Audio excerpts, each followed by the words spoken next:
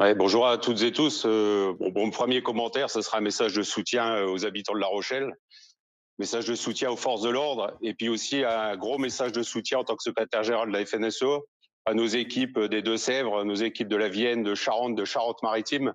Ça fait un mois qu'on prépare cet événement avec le ministère de la Culture, le ministère de l'Intérieur, les plus hautes responsabilités au niveau des gendarmeries, pour essayer de protéger nos agriculteurs et surtout appeler au calme de la part de nos adhérents et laisser les forces de l'ordre amener la sécurité nécessaire parce que nous savions que ce mouvement allait déborder et donc l'objectif c'était de sécuriser nos exploitations agricoles dans un moment où nous sommes tous en pleine récolte, récolter ce blé si cher à tout le monde, cette matière noble aujourd'hui, et donc les agriculteurs sont en plein travail dans les champs.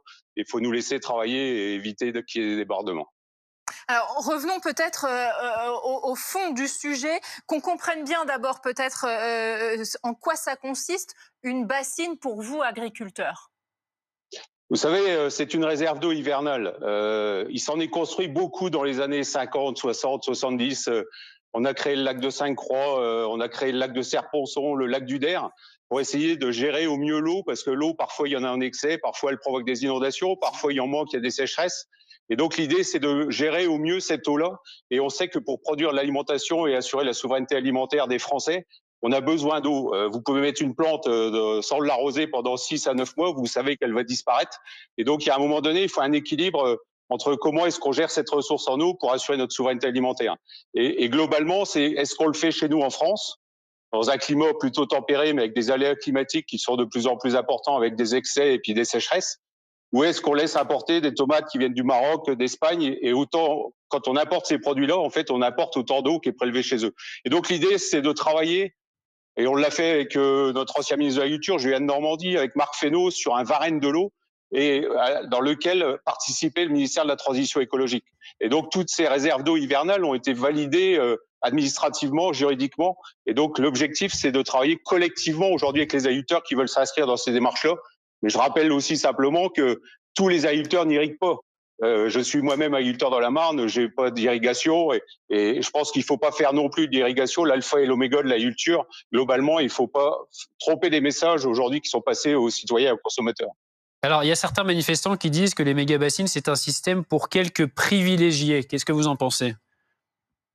Non, mais enfin, en fait, les réserves d'eau hivernales sont accessibles à tous les agriculteurs. Ce sont des coopératives. Des coopératives, comme moi je vends mon blé, comme je vends mes cochons, je suis organisé en coopérative. C'est-à-dire qu'on met nos moyens collectifs pour être plus forts, parce qu'on sait qu'individuellement, c'est compliqué de faire face parfois au marché.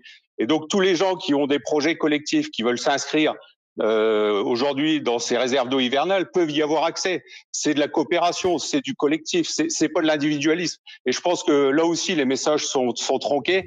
L'agriculture française s'est construite avec des filières, avec une organisation collective très forte autour des coopératives.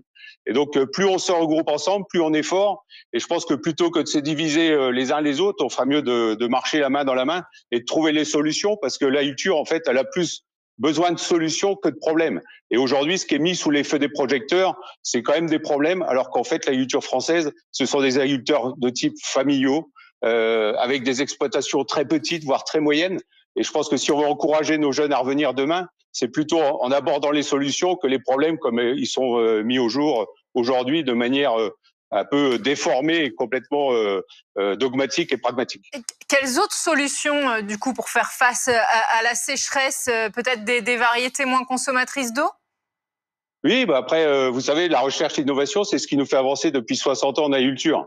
On peut avoir des variétés qui soient plus résistantes à la sécheresse, mais à ce moment-là, il faut qu'on nous donne aussi des moyens d'aller vers les new breeding technologies aujourd'hui, qui nous est parfois dans ces mouvements-là qui nous sommes interdits. C'est de l'agronomie, c'est de la diversité. Moi, sur mon exploitation, j'ai 9 cultures différentes, avec des cultures d'hiver, des cultures de printemps, des aménagements sur nos exploitations agricoles, des haies, des jachères mellifères. Je crois qu'en fait, les agriculteurs, eux, ils sont plutôt, c'est ce que je dis, pourvoyeurs de solutions. Et je pense que derrière ces mouvements, c'est un peu réducteur, avec, allez, soi-disant une agriculture, soi-disant industrielle, et puis l'autre paysanne. Et je pense qu'on est tous des paysans, des paysannes dans l'âme.